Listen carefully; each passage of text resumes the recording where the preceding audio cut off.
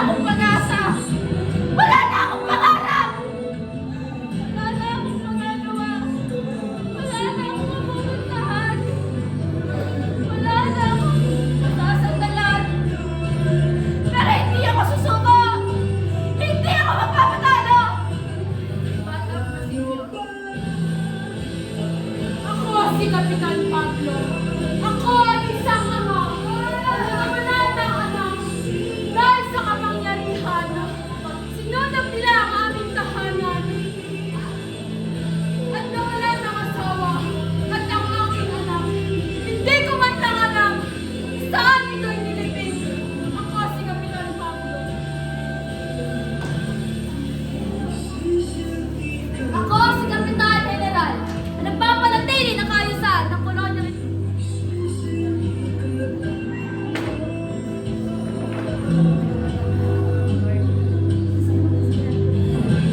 Isa namang pag-aasla?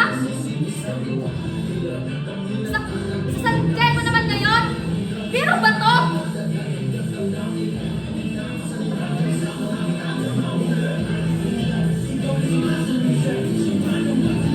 Tatlong tono ko naglingkod sa corona at ganito ang gantimpala. Mga sagot ang hinihingi ko, agarang mga sagot. Hanapin ang mga leader, lakpin sila, at gawin silang halimbawa. Naintindihan mo ba? Naintindihan mo ba? Naintindihan mo ba ang nangyayari?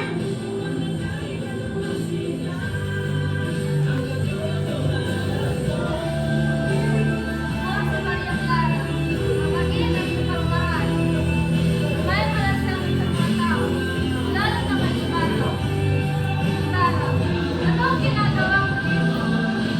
Ano ang gusto mong sabihin sa akin?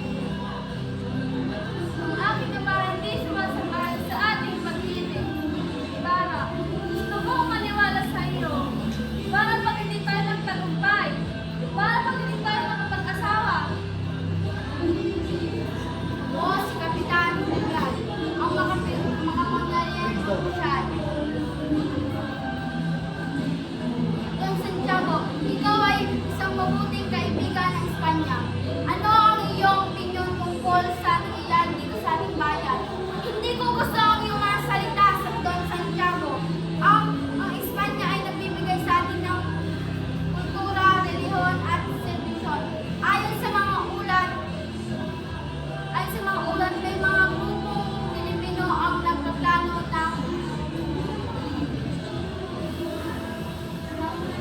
pag-aalas at aalsata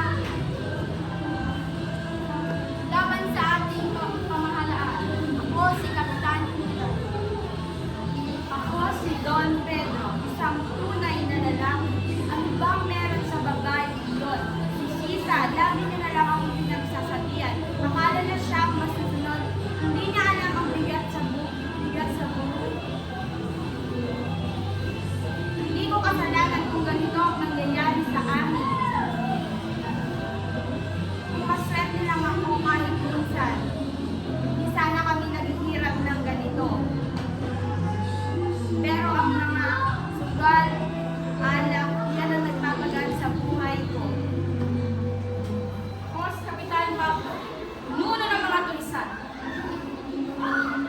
Elias, matagal ko nang pinaghihinilayan ang tanong na yan. Noong una, maniwala kung may pag-asa tayo, makuha ang katarungan nang hindi dumadanak ang dugo. Ngunit anong nangyari? Pinatay nilang aking asawa, sinunog ang aming bahay, at ikinulong sa bilangguan ng aking anak. Nasaan ang katarungan roon? Anong gagawin natin, Elias? Ang mga tulisan ko, yung mga taong kinalipusta, ninakawan ng dangal, at ikinuling na hayop. Kung hindi kami nalaman, habang buhay na naman kami nagtago dito sa loob ng kagubatan. Ako si Kapitan Basilio, isa sa mga naging kapitan ng bayan ng San Diego. Ano ang ginagawa mo, Ibarra? Magpapakamatay ka ba dahil sa isang babae?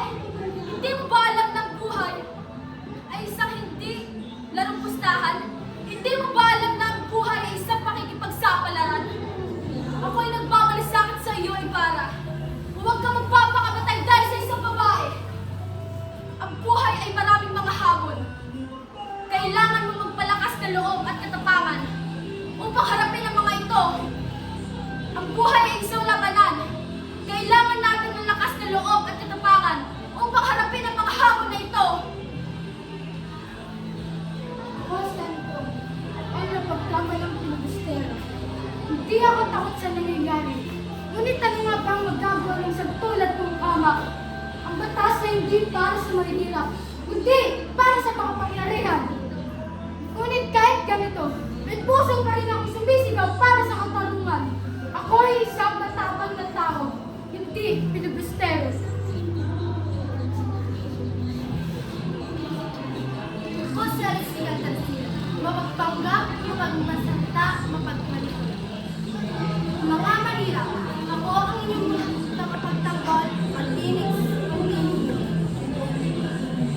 Huwag kayong magpasalamat sa akin, dahil ito ay ginagawa ko para sa inyong kapakanan.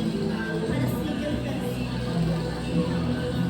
Ito ang aming pagtatapos ng pagpapakilala ng mga tauhan sa Nolimitang.